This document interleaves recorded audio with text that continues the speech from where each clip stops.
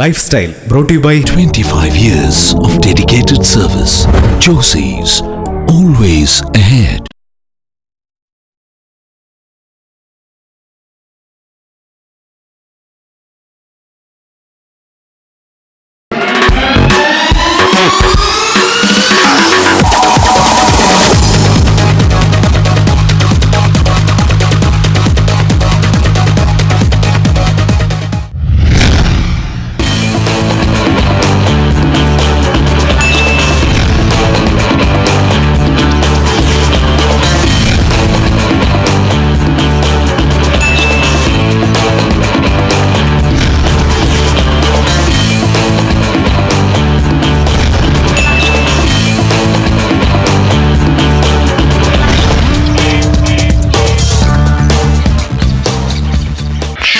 Your destiny.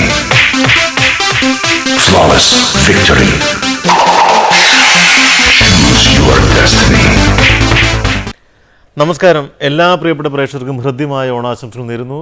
Life സ്റ്റൈലിലേക്ക് ഹാർദമായ സ്വാഗതം.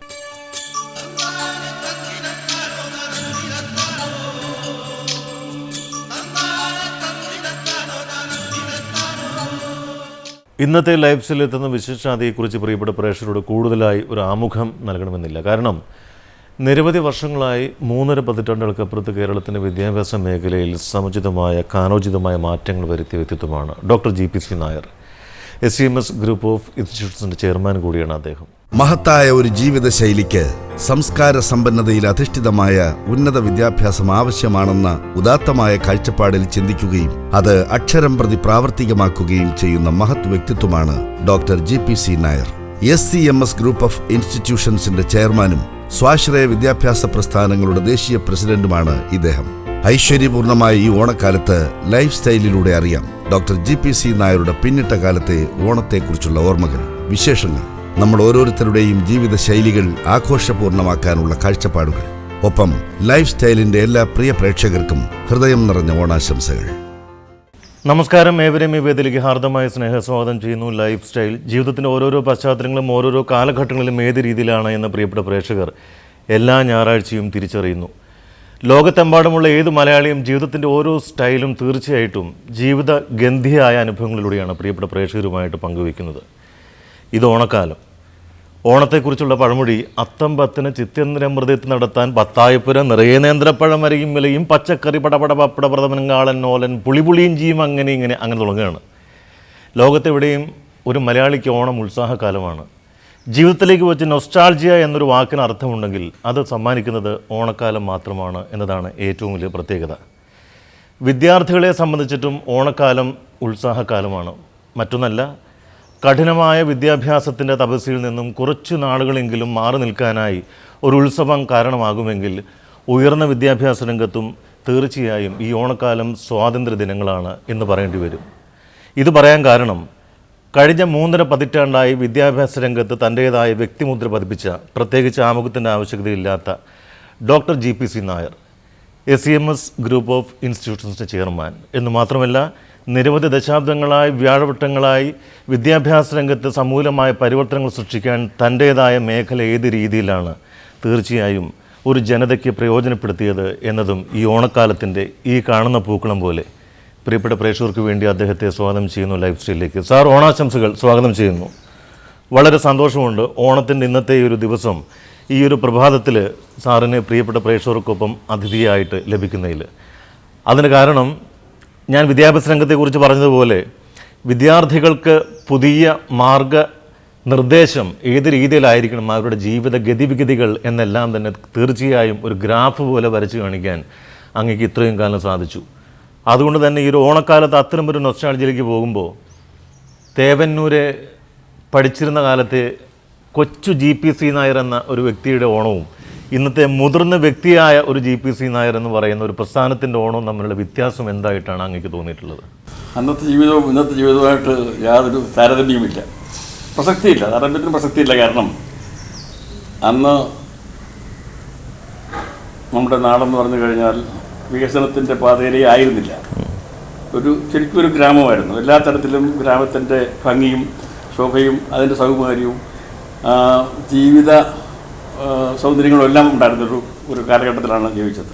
ഇപ്പോൾ ഓണം എന്ന് പറഞ്ഞാൽ പോലും അന്നൊരു 10 ദിവസമെങ്കിലും മിനിമം, 28 ദിവസമാണ് പറയുന്നത്, 10 ദിവസമെങ്കിലും ആഘോഷമായിരിക്കും. കാരണം ആർക്കും വേറെ ഒന്നും ചെയ്യാനില്ല, പ്രത്യേകിച്ച് തൊഴിലൊന്നുമില്ല. ഗ്രാമങ്ങളിൽ ജനിച്ചു വളർന്നവർ അവിടെ തന്നെ വളരുകയും അവിടെ തന്നെ അവസാനിക്കുകയും ചെയ്യുന്നൊരു സ്ഥിതിവിശേഷമായിരുന്നു അന്നുണ്ടായിരുന്നത്. ധാരാളം സമയമുണ്ടായിരുന്നു.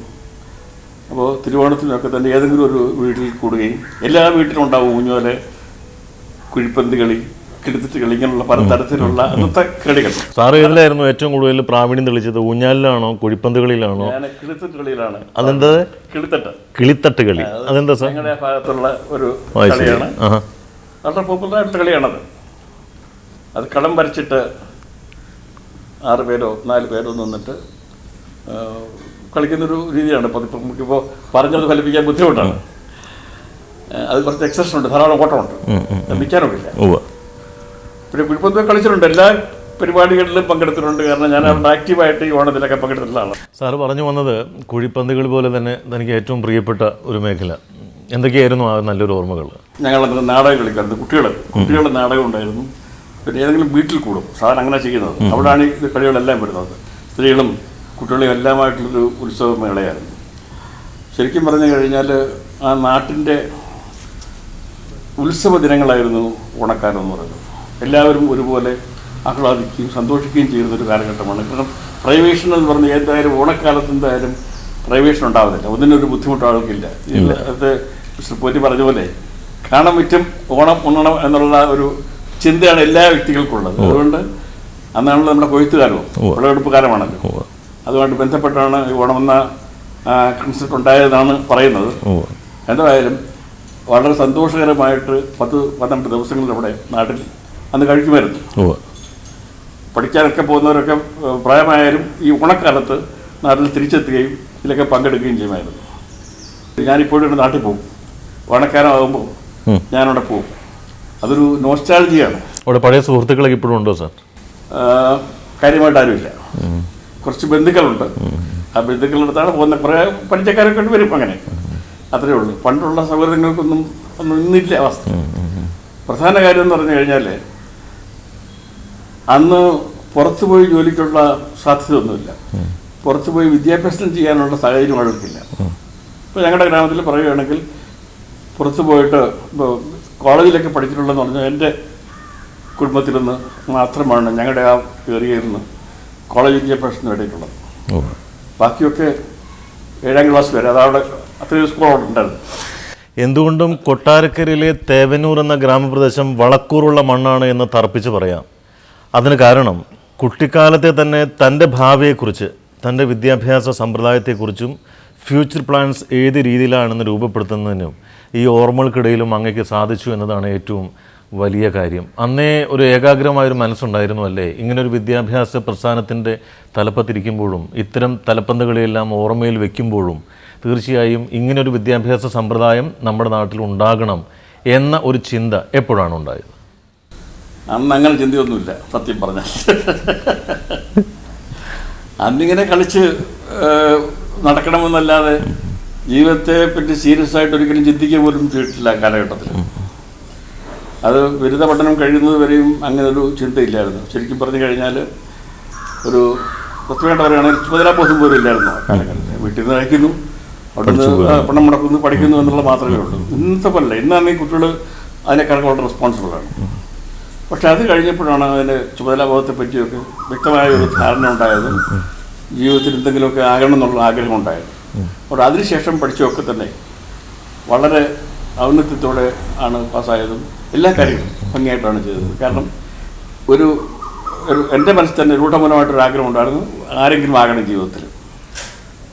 ലക്ഷക്കണക്കിന് ആളുകളിൽ ഒന്നായിട്ട് മാറുന്നതിലും വ്യത്യസ്തമായിട്ട് നമ്മുടേതായ വ്യക്തിമുദ്രയെ പഠിപ്പിക്കാനുള്ള ഏതെങ്കിലും ഒരു രംഗം തിരഞ്ഞെടുക്കണം എന്ന് ആഗ്രഹിച്ചിരുന്നു. എങ്കിലും അതിനുള്ള സാധ്യത വളരെ കുറവായിരുന്നു. പക്ഷേ മനസ്സിലെ ആശയം ഉണ്ടായിരുന്നു. അതിനൊരു അവസരം വന്നപ്പോൾ ആ രംഗത്തേക്ക് പ്രവേശിക്കുകയാണ് ചെയ്തത്. ധാരാളം സത്യം. Lifestyle break. 25 years of dedicated service. Josie's, always ahead. 25 years of dedicated service. Josie's, always ahead. Lifestyle continues. സ്വാമി വിവേകാനന്ദൻ പണ്ടൊരിക്കൽ പറഞ്ഞത് try and try till the goal is reached എന്നാണ്. ഗോൾ അടിക്കും വരെ ഫുട്ബോൾ കളിയാണെങ്കിലും ഏത് പന്ത് കളിയാണെങ്കിലും അതിൻ്റെ ദൗത്യം ഗോൾ നേടുക എന്നുള്ളതാണ്. അതുവരെ ട്രൈ ചെയ്തുകൊണ്ടിരിക്കുക എന്നുള്ളത്.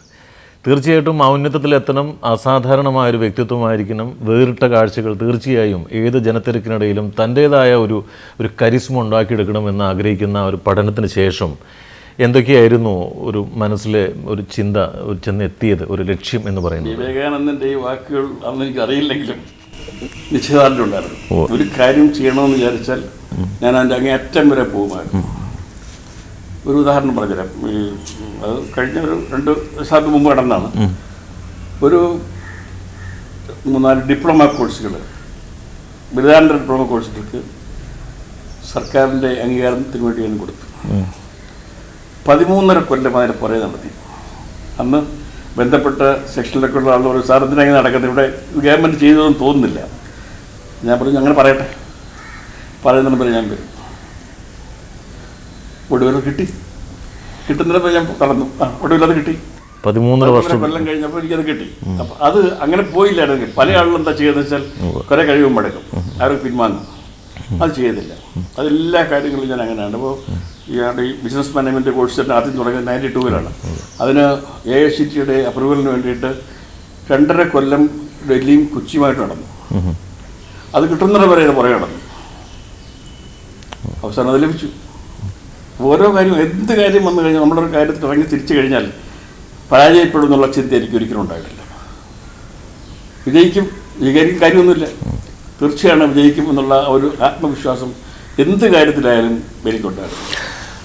ആ വിജയത്തിളക്കമാണ് തീർച്ചയായും 3.5 പതിറ്റാണ്ടായി SCMS എന്ന വിദ്യാഭ്യാസ രംഗത്തെ ഉയർന്നൊരു ബ്രാൻഡിലൂടെ സ്വന്തം ലൈഫ് സ്റ്റൈൽ ഉപകരിക്കാനായി JPC സാറ് ഇന്ന് നമ്മളോടൊപ്പം ഒത്തുചേരുന്ന അവസരത്തിലും ഓർമ്മയിലേക്ക് എത്തുന്നത്. സാർ, ഇത് ഈ ഓണക്കാലം എന്ന് പറയുമ്പോൾ വിദ്യാർത്ഥികളെ സംബന്ധിച്ച് മാത്രമല്ല മാതാപിതാക്കളെ സംബന്ധിച്ചിട്ടും ഈ ഒരു ഓണക്കാലം ഇപ്പോൾ സംതൃപ്തിയുടെ കാലമാണ്. കാരണം BTech പോലെയുള്ള ഉന്നത വിദ്യാഭ്യാസ രംഗത്തെ അഡ്മിഷൻ്റെ ഓരോരോ ഘട്ടങ്ങൾ പൂർത്തിയായി കഴിഞ്ഞു. SCMSനെ സംബന്ധിച്ചിട്ടും ഓരോ ബാച്ച്, ഇപ്പോൾ PGDM ആണെങ്കിലും ശരി, MBA ആണെങ്കിലും ശരി, ഈ അടുത്ത കാലത്ത് SCMSൽ ആരംഭിച്ച BCom ടാക്സേഷൻ എന്ന വിഭാഗവും എല്ലാം തന്നെ തുടക്കം കുറിച്ചു. അപ്പോൾ അതിനുശേഷമുള്ള ഒരു ഓണക്കാലം എന്ന് പറഞ്ഞാൽ പാരൻസിനെ സംബന്ധിച്ചിട്ടും ആശ്വാസമാണ്. എത്തേണ്ടിടത്ത് എത്തിക്കാനായി സാധിച്ചു. വിദ്യാഭ്യാസത്തിൻ്റെ ഉയർന്ന ഒരു ഭാവി വാഗ്ദാനം ചെയ്യാനായി പ്രദാനം ചെയ്യുന്ന ഒരു അന്തരീക്ഷം എന്ന് പറയുന്ന പോലെ ഒരു തണൽ എന്നൊരർത്ഥത്തിൽ 76 തൊട്ട് ഞാൻ വിദ്യാഭ്യാസ രംഗത്ത് ആക്റ്റീവായിട്ട് പ്രവർത്തിക്കുന്നുണ്ട്. കാര്യങ്ങൾ തുടങ്ങിയിട്ട് പ്രവർത്തിക്കുന്നുണ്ട്. അല്ലാതെ അതിന് മുമ്പും പഠിപ്പിക്കുന്ന കാര്യങ്ങളൊക്കെ ഉണ്ടായിരുന്നു. അന്ന് തൊട്ട് ഇന്നേ വരെ ഏതാണ്ട് ഏറ്റവും കുറഞ്ഞൊരു 60,000-70,000 കുട്ടികളെ പ്രൊഫഷണൽ വിദ്യാഭ്യാസം നൽകി പുറത്തു വിട്ടിട്ടുണ്ട്. പ്രൊഫഷണൽ വിദ്യാഭ്യാസം എന്ന് പറയുമ്പോൾ ജോലി കിട്ടുന്ന വിദ്യാഭ്യാസം, എല്ലാവർക്കും ജോലി കിട്ടിയിട്ടുണ്ട്. ജോലി കിട്ടി വളരെ ഉന്നതങ്ങളിലെത്തിയ ആളുകളും ഉണ്ട്, നമ്മുടെ കേരളത്തിൽ തന്നെ ഉണ്ട്, പുറത്തൊക്കെ ഉണ്ട്.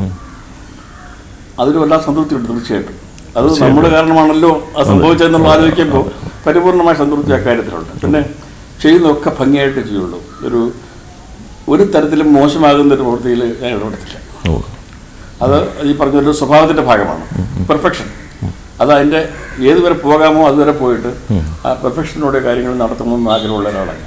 എന്ത് ചെയ്യുമ്പോഴും അത് വിദ്യാഭ്യാസം മാത്രമല്ല, ജീവിത വൃത്തികളിലും ജീവിത സൗകര്യങ്ങൾ ഒരുക്കുന്നതിലും എല്ലാം തന്നെ എപ്പോഴും ഞാനത് നോക്കിയിട്ടുണ്ട്. അറിയാതെ തന്നെ അതിൻ്റെ ഭാഗമായിട്ട് മാറിയിട്ടുണ്ട്.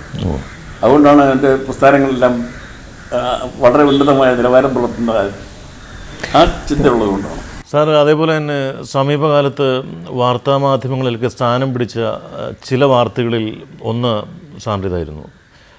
കാരണം ഒരു എഞ്ചിനീയറിംഗ് വിദ്യാഭ്യാസം എന്ന് പറയുമ്പോൾ ഏവരും ആദ്യം നെഞ്ചോട് ചേർത്ത് വയ്ക്കുന്നത് എൻട്രൻസ് പരീക്ഷ എന്ന വലിയൊരു കടമ്പയാണ്.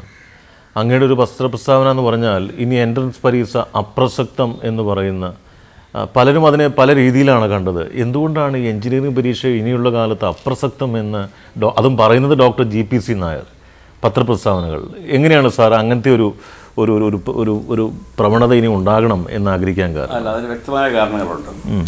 ഈ എൻട്രൻസ് പരീക്ഷ തുടങ്ങിയത് 1984-85 കാലഘട്ടത്തിലാണ്. അന്നിവിടെ 1300ഓളം സീറ്റുകൾ മാത്രമേ എഞ്ചിനീയറിംഗ് ഉണ്ടായിരുന്നുള്ളൂ. മെഡിസിൻ ആണെങ്കിൽ 400 സീറ്റ് താഴെയായിരുന്നു. 3 മെഡിക്കൽ കോളേജേ ഉള്ളൂ, അതുപോലെ 5 എഞ്ചിനീയറിംഗ് കോളേജേ ഉള്ളൂ. അത് കഴിഞ്ഞിട്ട് കാലം വളരെ കഴിഞ്ഞു. ഇന്ന് ഏതാണ്ട് 143 എഞ്ചിനീയറിംഗ് കോളേജുണ്ട്, 56,000 സീറ്റുണ്ട്. പക്ഷേ കുട്ടികളുടെ എണ്ണം അത്രയും ഇല്ല. മറ്റേത് 1300 സീറ്റിന് 50,000-ഓളം പേര് എൻട്രൻസ് പരീക്ഷ എഴുതിയിരുന്നു ഓരോ കൊല്ലവും. അതിൽ നിന്നാണ് 1300 പേരെ തിരഞ്ഞെടുക്കുന്നത്. അത് വലിയ ബുദ്ധിമുട്ടുള്ള കാര്യമായിരുന്നു. എങ്ങനെ എലിമിനേറ്റ് ചെയ്യാം? എന്ത് കണ്ടീഷൻ പറഞ്ഞ് പലപ്പോഴും പല കുട്ടികൾക്കും ഒരേ മാർക്കൊക്കെ വരുന്ന കേസുണ്ട്. അപ്പോൾ അങ്ങനെ ഒരു എലിമിനേഷന് വേണ്ടിയാണ് സത്യത്തിൽ ഇത് തുടങ്ങിയത് തന്നെ. പല കാരണങ്ങളുണ്ട്. ഒന്ന്, മാർക്കുകൾ യൂണിവേഴ്സിറ്റിയിൽ കൃത്രിമം കാണിച്ചിട്ട് മാർക്ക് കൂട്ടിയിട്ട് പിന്നെ 10,000 100 മാർക്കായിട്ടൊക്കെ പാസ്സാക്കിയ ചരിത്രമുണ്ട്. അങ്ങനെ യൂണിവേഴ്സിറ്റിയിലെ കേസ് വന്നിട്ടുണ്ട്, കേരള യൂണിവേഴ്സിറ്റിയിൽ. അതൊരു കാര്യം. രണ്ടാമത്തെ കാര്യം ഇതാണ്, ഇത്രയും കുട്ടികൾ എങ്ങനെ എലിമിനേറ്റ് ചെയ്ത് ഒരു പ്രവേശന പരീക്ഷ വെച്ച് റാങ്ക് നിശ്ചയിച്ചു കഴിഞ്ഞാൽ പൊതുജനങ്ങൾക്ക് ബോധ്യമാകുന്ന തരത്തിൽ, എല്ലാ ട്രാൻസ്പെറൻസിയുടെ പ്രശ്നമാകുന്നുള്ളത്, ബോധ്യമാകുന്ന തരത്തിൽ പ്രവേശനം നടത്താം എന്നുള്ളത് കൊണ്ടാണ് പ്രവേശന പരീക്ഷ തുടങ്ങിയത്. ഇന്ന് തന്നെ പ്രസക്തിയില്ലെന്ന് പറയാൻ കാര്യം, ഇത്രയും സീറ്റുകൾ ഇപ്പോൾ 56,000 സീറ്റാണ് ബിടെക്കിൽ ഇപ്പോൾ ഉള്ളത്. അടുത്ത കൊല്ലം 60 കഴിയും. ഇവിടെ 1.25 ലക്ഷം പേര് പരീക്ഷയ്ക്ക് എഴുതി. 67,000 പേരാണ് യോഗ്യത നേടിയത്. ഈ 67,000 പേരിൽ 10,000 പേര് അതിന് പോയില്ല, എഞ്ചിനീയറിംഗ് പോയില്ല. അവർ ബികോമിനും BA-ക്കും എല്ലാം ചേർന്നു, പരീക്ഷ എഴുതി പോയില്ല. ഒരു തുല്യ നമ്പർ 10,000 പേര് +2 പരീക്ഷ പാസ്സായില്ല. ഈ എൻട്രൻസ് കിടന്നത് +2 പരീക്ഷ എഴുതുന്നതിന് മുമ്പാണ്. അത് റിസൾട്ട് വന്നപ്പോൾ അവർ പരാജയപ്പെട്ടു. അപ്പോൾ അവർക്ക് പ്രവേശനത്തിന് യോഗ്യത. കുറച്ച് പേര് ഈ 50% മാർക്ക് പോലും കണക്കിൽ നേടാനാകാതെ പുറത്തായി. ഇങ്ങനെയൊക്കെ വന്നപ്പോൾ കഷ്ടിച്ചൊരു 38,000 പേരെ ഈ എഞ്ചിനീയറിംഗ് കോളേജുകളെ അപ്രോച്ച് ചെയ്തിട്ടുള്ളൂ. ആ 38,000 പേർക്ക് പ്രവേശനം കിട്ടി. അപ്പോൾ ഈ 15,000 സീറ്റുകൾ ഈ കോളേജിൽ ഒഴിഞ്ഞു കിടക്കുക. പകുതി സീറ്റ് സർക്കാർ കൊടുക്കുകയല്ലേ, അത് ഗവൺമെൻറ് വേണം അലോട്ട് ചെയ്യാനായിട്ട്. അവിടെയാണ് ഈ ഡെഫിഷ്യൻസി വന്നത്. ഗവൺമെൻറ്റിന് അലോട്ട് ചെയ്യാൻ ഒക്കാവുന്നത്. ഈ സ്വകാര്യ മാനേജ്മെൻറ്റുകൾ എന്താ ചെയ്യുന്നത് വെച്ചാൽ അവരുടെ സീറ്റിൽ നേരത്തെ തന്നെ കിട്ടാവുന്ന കുട്ടികളെല്ലാം ചേർത്ത് അവരുടെ സീറ്റുകളിൽ ഫില്ല് ചെയ്യും. സർക്കാർ ആ ടേൺ വെച്ച് കൗൺസിലിംഗ് നടത്തിയൊക്കെയല്ലേ സർക്കാർ അയക്കുള്ളൂ. അത് വന്നപ്പോഴത്തേക്ക് കുട്ടികളില്ലാതായി. 10-40ഓളം കോളേജുകൾ 100 സീറ്റ് താഴെ ചേർത്തിട്ടുള്ള കുട്ടികൾ. ഈ ഒരു കോണ്ടക്സ്റ്റിൽ എന്തിനാണ് സർക്കാർ 50% സീറ്റിന് കാശ് പിടിക്കുന്നത്? എന്തിനാണ് പ്രവേശന പരീക്ഷ നടത്തുന്നത്? ഇതുപോലെ തന്നെ പോവുകയാണെങ്കിൽ തീർച്ചയായിട്ടും കുറേ കോളേജുകൾ കൂട്ടേണ്ടി വരും. അതല്ലെങ്കിൽ ആ കോളേജുകൾക്ക് നിലനിൽക്കാൻ പറ്റും. അപ്പോൾ ഞാനിതിൻ്റെ സംഘടനയുടെ പ്രസിഡൻ്റായിട്ട് 10-11 കൊല്ലം ജോലി ചെയ്ത ആളാണ്, വർക്ക് ചെയ്ത ആളാണ്. അപ്പോൾ ഈ കോളേജുകൾക്കുള്ളിൽ ഉണ്ടാകുന്ന നല്ലതാണ്, അത് യാതൊരു സംശയമില്ല. ആളുകൾ പറയുന്ന പോലെ എന്തിനാ ഇത്ര കോളേജ് എന്ന് ചോദിക്കും. ഇത്രയും കോളേജ് പോരാ, ഇനിയും കോളേജ് വേണം. കാരണം ഇത് ലോകം വളർന്നുകൊണ്ടിരിക്കുകയാണ്, അവസരങ്ങൾ കൂടിക്കൊണ്ടിരിക്കുകയാണ്. ഇത് കേരളത്തിൽ ജോലി കിട്ടാനില്ല. കേരളത്തിൽ ജോലി കിട്ടുമ്പോൾ ആരും പഠിക്കുന്നില്ല. ഇവിടെ ജോലിയില്ല, ഇവിടെ വ്യവസായമില്ല, ജോലിക്കുള്ള സ്കോപ്പേ ഇല്ല. അപ്പോൾ പിള്ളേരെങ്ങനെങ്കിലും പഠിച്ച് പുറത്ത് പോയിട്ട് ജീവിതമാർഗം തേടാനുള്ള ഒരു സാഹചര്യമാണ് ഈ പ്രൊഫഷണൽ വിദ്യാഭ്യാസം എന്ന് പറയുന്നത്. ഒരു തൊഴിലധിഷ്ഠിത വിദ്യാഭ്യാസം അതാണത്. അപ്പോൾ അത് അവർക്ക് കിട്ടാനുള്ള സാഹചര്യം കൂടുതലുള്ള ഒരുക്കുന്ന കാര്യത്തിൽ യാതൊരു സംശയമില്ല. ഇന്ന് നമ്മൾ ഈ കേരളത്തിൽ കാണുന്ന ഈ ഐശ്വര്യവും ഈ പ്രോസ്പെരിറ്റി എല്ലാം, ഈ ഓണം സന്തോഷമായിട്ട് നമ്മൾ ഊണ് കഴിക്കുമെന്ന് പറഞ്ഞില്ലേ, അതെല്ലാം കാരണം സത്യം പറഞ്ഞാൽ ഇവിടെ മിടുക്കരായ കുട്ടികൾ പഠിച്ച് പാസ്സായി പുറത്ത് പോയി ജോലി നേടിയതുകൊണ്ടാണ്. അവരയക്കുന്ന പണം കൊണ്ടാണ് നമുക്കിന്ന് ഈ പ്രോസ്പെരിറ്റി എല്ലാം നാട്ടിലുള്ളത്.